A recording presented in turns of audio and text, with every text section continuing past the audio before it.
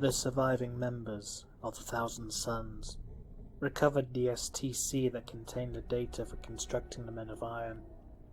Ahriman and Reviol Arvida, along with the few tech marines they had, examined the artifact. There was more than enough raw material on the nearby moons to construct these mechanical abominations, but the moral dilemma was still there. These constructs had long ago turned on their human creators, and tried the best they could to make the human species extinct before finally being put down by the Emperor himself.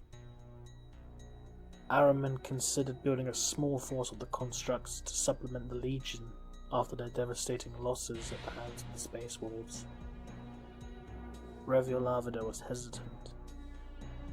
He warned Ahriman that these things were destroyed for a reason by decree of the Emperor.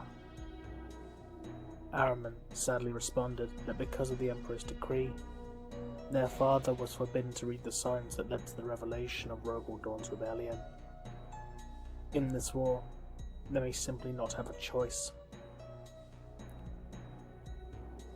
Ahriman decided to put the matter to a vote amongst their men. He may have been the leader of the Legion now, but such a huge decision shouldn't be undertaken lightly, especially one that could potentially condemn them all. A warning alarm began to blare throughout the vessel. A single ship was fast approaching. Its profile was that of the Runefire, a ship belonging to the Space Wolves Legion. The Thousand Sons vessels powered up their weapon systems and changed their course headings to intercept the Runefire head-on. The Runefire slowed its approach, and bizarrely, its weapon systems were offline, but the ship itself had no damage.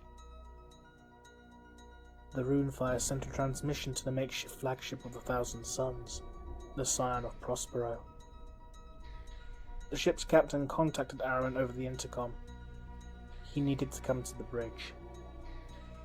As Ahriman and Reviol Arvida made their way to the bridge of the ship, their gaze was drawn to the image on the main screen. It was of a Space Wolf Legionnaire, unhelmed with a shaggy rust-red beard and long, wild, unkempt hair. His pack marking on his pauldron marked him out as being part of the Tra, the Space Wolf's third company. The wolf began to speak. He stated that he and the men under his command had commandeered the Runefire and fled the Prospero system during the battle. They had witnessed their Primarch's transformation into nothing more than a monstrous beast. But while their brothers embraced the change as a blessing, this ragtag group of rogue wolves despised the direction their legion was heading in. It wasn't a blessing, it was a curse. Corruption, mutation, degradation into nothing more than mindless animals hungry for blood. These rogue wolves knew that they could never be forgiven for their legion's actions, and gave the Thousand Sons a choice.